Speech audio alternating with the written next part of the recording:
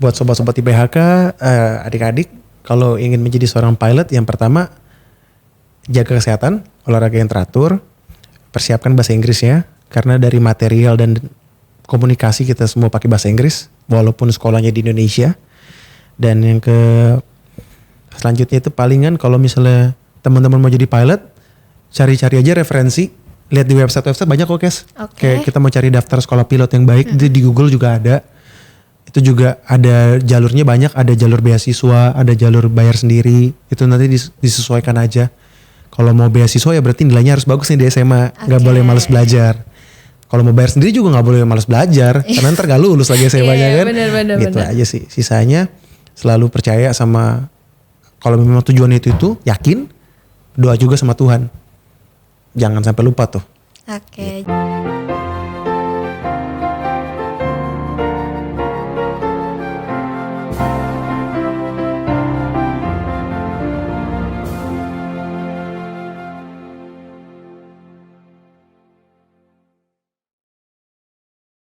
Halo Sobat YBHK, kembali lagi nih sama aku Kezia Angelina Ayumi di podcast Sukses Bersama YBHK. Di podcast kita kali ini, di episode yang ke-43, kita bakal ngebahas salah satu core value YBHK, yaitu ketangguhan. Nah, biar obrolan kita hari ini makin seru dan tidak membosankan untuk beberapa menit ke depan, seperti biasanya dan seperti yang kalian bisa lihat sekarang di layar kaca kalian, aku nggak sendirian nih di sini. Di samping aku udah hadir narasumber kita hari ini yang keren banget, yaitu ada Kak Haryanto Suryadi. Halo Kak Haryanto Suryadi. Halo Kezia, apa kabar? Baik nih, Kak Hari gimana? Sehat. Oke. Sobat IPHK apa kabar semua? Oke deh. Mungkin untuk mengenal lebih dekat nih tentang Kak Haryanto, boleh langsung mengenalkan diri secara lebih lengkap ke Sobat IPHK. Oke, halo Sobat IPHK. Perkenalkan, nama saya Haryanto Suryadi atau biasa dipanggil dengan Adi. Saya lulusan SMA Vianney dan juga lulusan SMP Vianney, lulusan tahun 2010 untuk SMP dan 2013 untuk SMA. Sekarang saya bekerja sebagai salah satu pilot di maskapai swasta di Indonesia. Kurang lebih sudah 5 tahun bekerja. Tinggal di Jakarta. Oke deh. Kak Adi ya biasanya dipanggil. Iya, panggilannya Adi. Okay. Kak Adi kan tadi bilang lulusan dari SMP dan SMA Vianney nih. Yes. Boleh nggak kasih tahu aku dan Sobat YBHK yang lagi nonton podcast ini, apa sih alasan kakak memilih untuk bersekolah di sekolah ini gitu? Oke. Kalau alasan untuk masuk di SMP, sebenarnya dulu karena aku kan lulusan SD-nya juga. Oh, oke. Waktu TK, A, B, dan SD kelas 1 pernah di Vianney. Oke. Jadi waktu kelas 4 sampai kelas 6 itu aku pindah ke Jambi. Oh. Yes.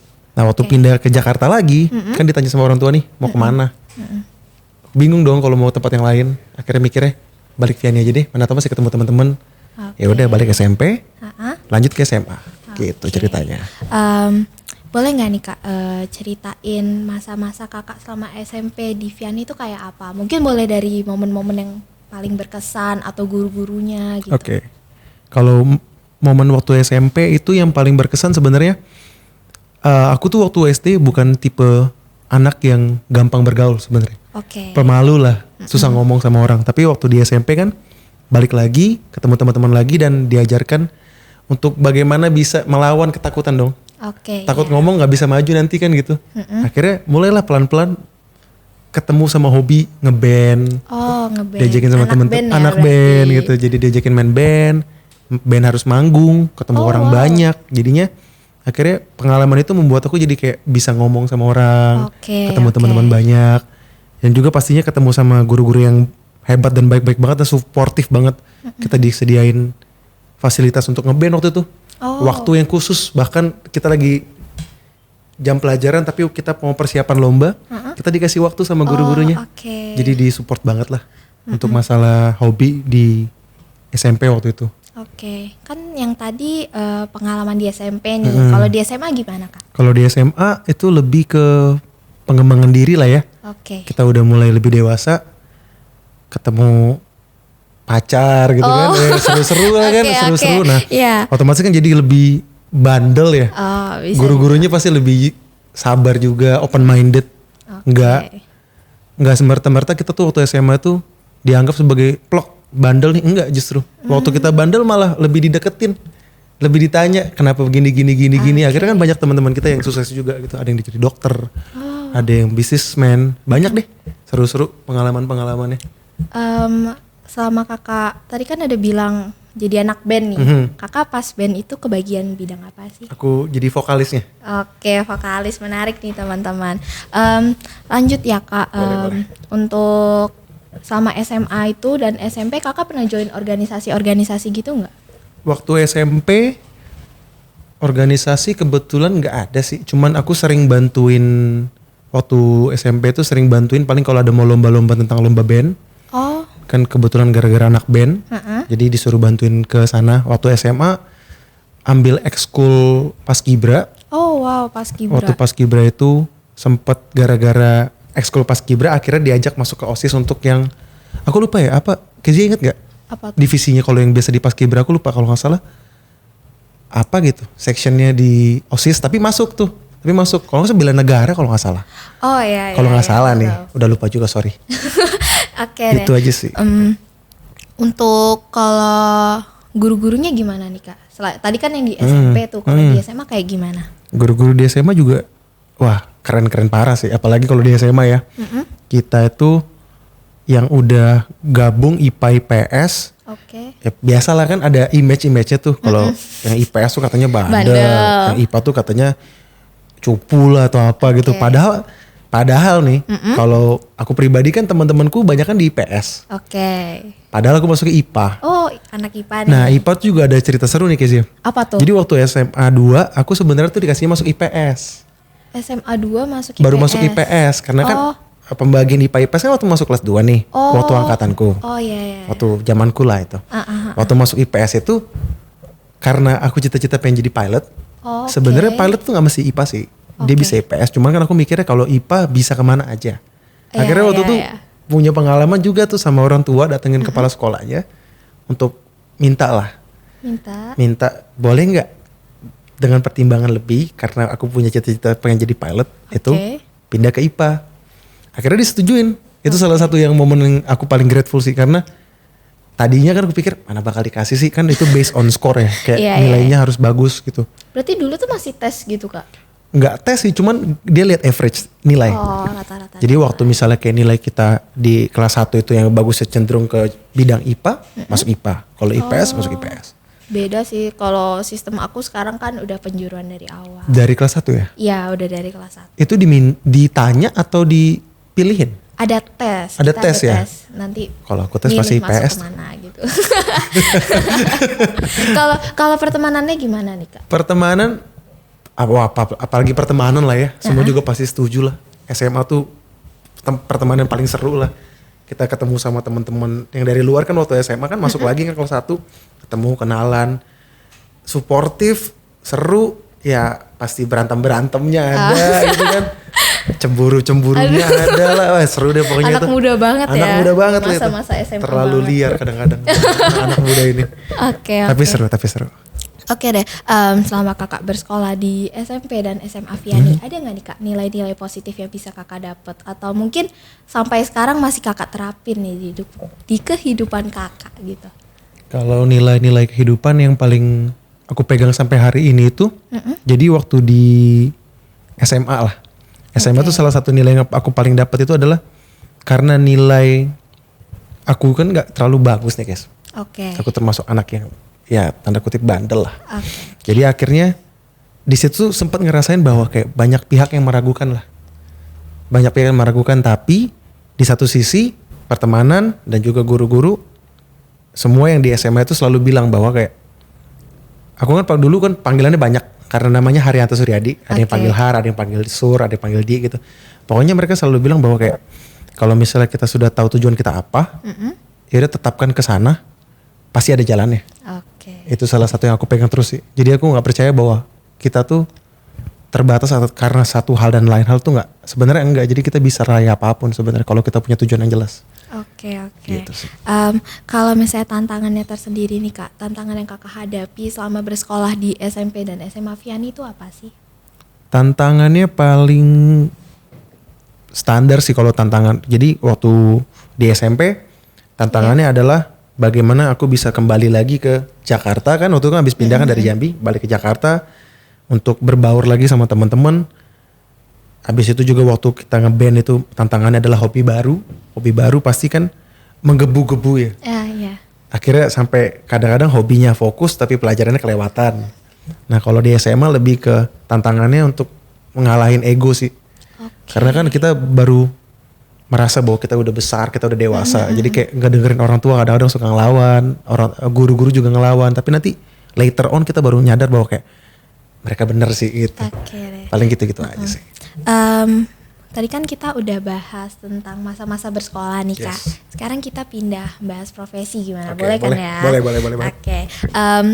Profesinya Kak Adi ini menarik banget loh teman-teman, yaitu seorang pilot. Aku penasaran nih Kak, latar belakang Kakak memilih atau menggeluti bidang ini apa sih? Latar belakangnya itu udah cita-cita sih guys. Dari Oke. kecil kurang lebih kelas 2 atau kelas 3 SD itu udah. Kalau orang tua aku ditanya, aku udah bilang aku mau jadi pilot. Oke. Backgroundnya itu karena dulu papaku kan kerja di bidang ekspedisi. Jadi dia sering bolak-balik airport dan kebetulan ngambil divisi yang kargo pesawat. Oh, Jadi sering bawa pulang replika pesawat, majalah pesawat. Dari situ udah mulai tertarik. Akhirnya seberjalannya waktu sampai udah besar pun setiap kali pulang naik pesawat itu selalu kayak ngerasa bahwa wah kayaknya ini nih this is it gitu loh kayaknya. Passionku di sini. Walaupun Oke. belum tahu tuh kita bisa apa enggak karena kan tesnya banyak. Walaupun belum tahu tapi memang udah suka kesana. Akhirnya dari situ aku mulai gali-gali persiapannya, Oke. sekolahnya gitu sih. Berarti cita-cita dari lama banget ya? Lama banget. Oke, Kak tadi kakak ada bilang persiapannya gitu. Persiapan untuk menjadi seorang pilot tuh apa aja sih Kak? Persiapannya sebenarnya yang paling penting adalah kesehatan. Oke. Jadi kunci utama seorang penerbang itu adalah sehat. Berarti kalau misalnya memang mau jadi pilot harus ya udah mulai dicicil tuh olahraga, makan yang teratur, yang sehat-sehat. Nggak usah yang berat-berat sebenarnya, nggak usah yang berlebihan tapi harus sehat. Diatur pola makan, pola tidur. Tidur juga penting banget tuh.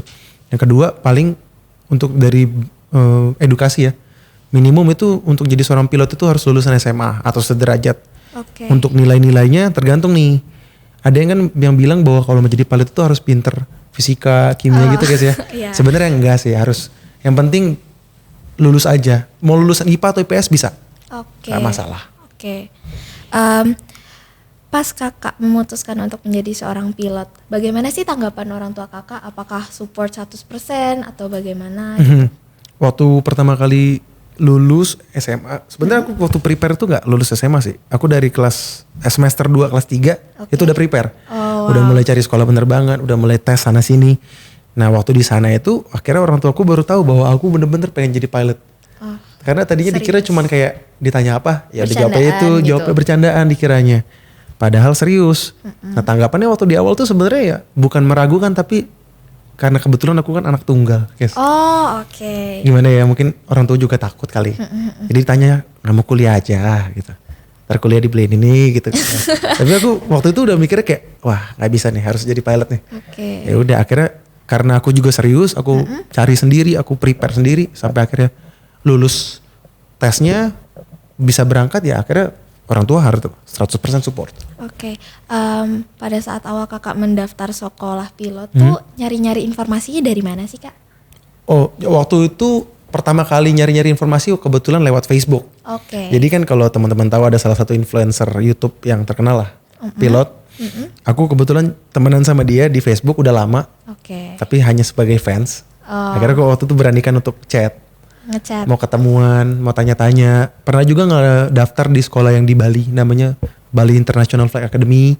Pernah coba di sana, cuman gagal karena dia ketat banget.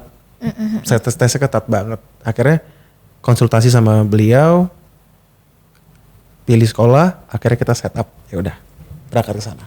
Ke Oke. Filipina. Ke Filipina ya? Filipina. Kakak di Filipina itu berapa lama? Di Filipina 1 tahun 2 bulan Oke. untuk masa pendidikannya. Tapi nggak 1 tahun 2 bulan aku di sana sih guys. Pulang-pulang juga libur-liburan, liburan Oke, tahun oke. baru, kayak gitu-gitu. Tantangan yang kakak hadapi pada masa-masa masih bersekolah untuk menjadi seorang pilot tuh apa Kak? Tantangan yang pertama pasti budaya. Oke. Karena kita pindah ke negara orang, belajar di sana, budayanya berbeda banget. Kalau kita di Indonesia itu kan ketemu orang sapa gitu ya. Iya. Kalau di sana tuh di Filipina benar-benar kayak di Amerika. Hidupmu hidupku gitu. Dan cuek, mereka tuh cuek banget. Tapi karena mereka dulu bekas jajahan Spanyol lama dan juga mereka mengadopsi culture-nya Amerika, akhirnya mereka di sana bisa bahasa Inggris tuh bagus banget. Second language mereka tuh. Jadi kita juga belajar bahasa Inggris, melatih sambil sekolah tuh enak banget. Dan yang tantangan kedua ini kalau aku sih pribadi ya, aku tuh suka makan pedas.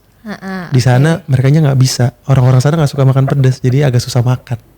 Itu aja sih. Terus kakak gimana tuh? Akhirnya kalau kita pulang kita bawa sambal. Kalau mau makan di rumah kan kita ngekos. Kalau mau makan di kos-kosan itu palingan kita minta sama ibu kosnya, tolong dong ke pasar beli cabe. Kita ntar rame-rame tuh yang ke dapur kita yang ulek sendiri, kita goreng sendiri. Paling gitu sih. Menarik. Gitu aja sih. Kalau misalnya tantangan selama pandemi ini ada nggak kak? Oh ada, banget guys. Apa tuh? Karena kan waktu pertama kali pandemi masuk Indonesia, ya, pemerintah kan panik ya mau ngapain. Kita juga nggak tahu ini gimana, bahayanya apa. Akhirnya penerbangan di stop. Otomatis pemasukan stop. Ya kan? Yeah. Dan akhirnya di pandemi itu kan juga kita beberapa bulan awal itu nggak terbang. Kita bingung, yang tadinya kita biasa tuh kesibukan kita bisa 5 hari 4 hari terbang, tiba-tiba nggak ada. Akhirnya kita mulai cari-cari lagi apa sih yang bisa kita lakuin gitu. Akhirnya ada yang beberapa teman-teman ada yang buka bisnis, ada yang coba hobi baru. Aku juga cobain beberapa hal yang baru di sana. Apa tuh kak? Kalau boleh tahu. Belajar olahraga baru. Olahraga baru lah, dikembangin lagi. Habis itu kayak ya salah satunya cobain usaha, ada bikin bisnis juga gitu. Karena pandemi ini, thanks to pandemi, tapi waktu di awal struggling banget, banget. Hampir semua orang emang struggle sih di awal apalagi kan itu. takut juga, virusnya kan bahaya banget kelihatannya di bener awal banget. tuh. Terus kak, syarat-syarat untuk menjadi seorang pilot sendiri tuh kan tadi selain lulus SMA sama kesehatan, ada nggak sih kayak kemampuan atau pengetahuan yang harus kita miliki nih sebelum kita mendaftar gitu? Kalau untuk pengetahuan paling basic general aja, karena kan mereka pasti kalau kita niat kan pasti kita cari tahu nih. Nah paling pengetahuan dasar aja tentang penerbangan. Karena kalau waktu kita baru-baru masuk ke sekolah penerbangan itu, mereka nggak bakal nanyain kita tentang sistematis, teknis. Karena kita juga pasti nggak tahu kan. Paling dia tanya kayak gini aja, kayak kita ngobrol. Dia tanya backgroundnya gimana, sekolahnya dulu ada pelajaran apa nggak yang berguna buat nanti kerja, kayak gitu-gitu aja palingan. Cuman kalau dari aku pribadi, selain bahasa Inggris, kesehatan, kalau bisa nih, kalau memang pengen jadi pilot itu, kan kita ada game namanya Flight Simulators. Nah di Flight Simulators itu kurang lebih kita bisa mempelajari lah basic menerbangkan pesawat itu gimana. Apalagi kalau punya teman yang pilot juga ya, ajak aja. Kita suka kok pasti. Ada yang pengen jadi pilot juga gitu. Biar nanti waktu sekolahnya nggak kaget sama semua yang baru-baru. Berarti kurang lebih yang ada di game itu mirip-mirip lah ya. Mirip banget. Setidaknya buat ngasih gambaran ide lah gimana menerbangkan pesawat. Biar lebih cepat nanti sekolahnya gitu. Kak, pendidikan pilot itu dibagi-bagi nggak sih? Kalau pendidikan pilot itu sebenarnya ada dibagi berdasarkan model pesawat nih, guys. Jadi kan ada pesawat yang biasa, namanya fixed wing, yang sayapnya tuh nempel sama pesawatnya. Ada yang rotary wing namanya, itu helikopter. Ada juga yang glider. Glider itu yang pesawat tanpa mesin yang ditarik tuh biasanya. Itu buat hobi. Nah, kalau untuk bekerja di maskapai biasanya kita ambilnya tuh yang fixed wing nih. Kalau ambil course dari penerbang itu biasanya ada 3 course-nya. Ada private pilot, commercial pilot, sama instrument rating. Nah, di sini itu ada spesifikasinya. Kalau kita biasa sekolah, ambil 3-3-nya. Kalau yang private ini kita boleh bawa pesawat tapi nggak boleh dibayar. Karena privat lah sistemnya. Kalau yang komersial ini kita sudah boleh nih menerbangkan dengan dibayar sebagai pilot yang bekerja gitu. Kalau yang instrumen ini sebenarnya dipakai untuk kita terbang bisa menggunakan instrumen aja. Mostly menggunakan instrumen. Karena itu spesifikasinya beda lagi. Nah biasanya kalau masuk sekolah penerbangan kita akan mendapatkan ini 3 lisensi ini, baru kita bisa melamar ke maskapai. Gitu. Kalau kakak berarti yang komersial tadi? Iya, aku ambil 3-3-nya nih. Ada semua nih. Gitu. Aku penasaran nih, kakak udah penerbangan kemana aja sih? Penerbangan kemana aja? Kalau di Indonesia udah dari Aceh sampai Merauke. Udah keliling Indonesia ya? Udah coba-cobain makanannya, tempat-tempat wisata udah cobain semua. Kalau keluar negeri, ke Singapura, Malaysia, sama ada ke beberapa provinsi di Cina. Ya itu charter tuh dari Manado sama dari Bali. pas kakak sekolah pilot itu apa aja sih yang kakak pelajarin? Kalau waktu sekolah pilot aku pelajarin yang pertama ya pasti teori. Oke. Teori dulu nih.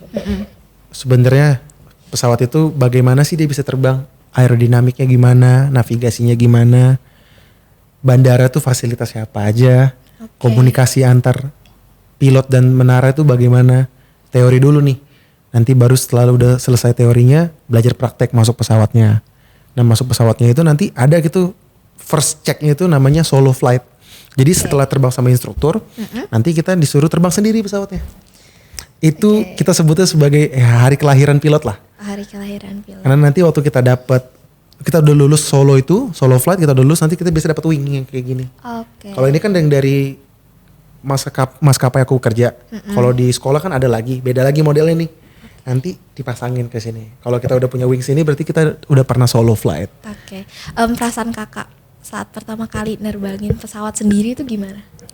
Dari take off sampai landing aku jujur tenang. Tenang banget.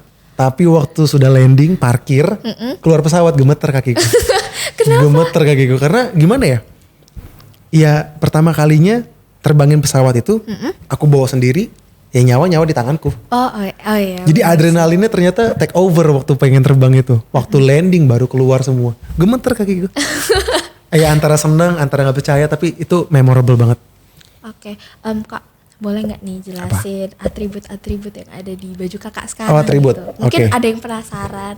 Oke, kalau untuk atribut sebenarnya sorry ya nggak pakai dasi karena Oke, nggak regulasi apa-apa. perusahaan aku kerja nggak boleh pakai dasi buat di luar. Tapi untuk atribut itu biasa kalau yang dilihat sama orang-orang ada topi ya.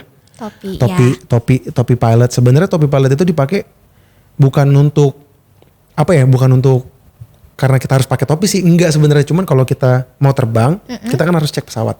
Iya. Keluar pesawat nih. Biasanya kan panas kalau nggak hujan. Nah, kita sebenarnya pakai topi. Oke. Nah, kalau yang di pundakku ini namanya bar Oke. atau epaulet. Nah, ini ada garis-garis emasnya kan.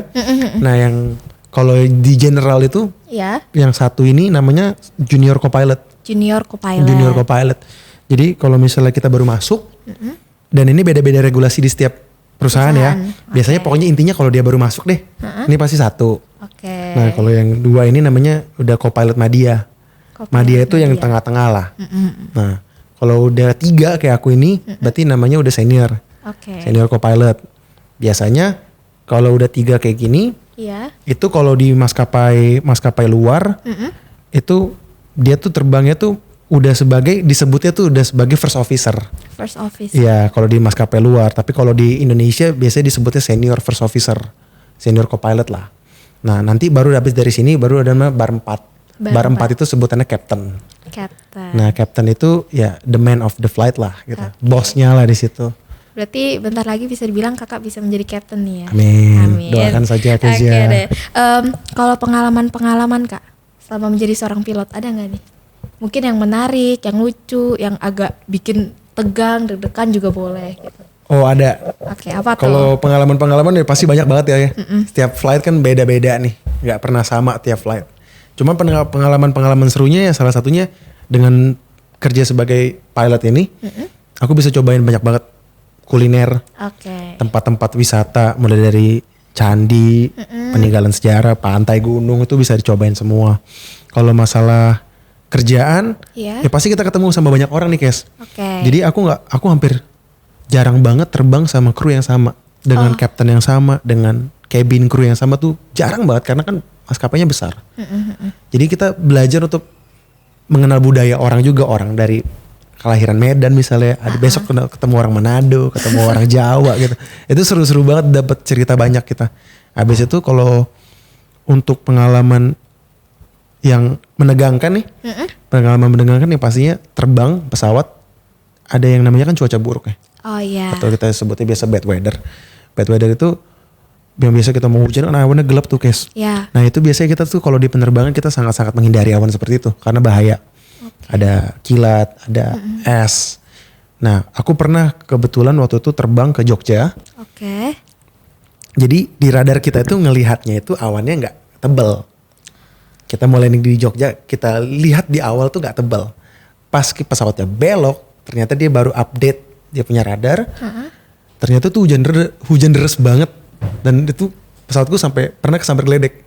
Oh wow, serem banget. Depan muka aku gitu. Tapi tenang aja, pesawatnya kan udah bagus ya. Ada penangkap petir lah ibarat katanya kalau buat orang awam. Jadi sebenarnya nggak bermasalah. Cuman ya pengalaman pertama kali waktu itu juga pesawatku sambar geledek.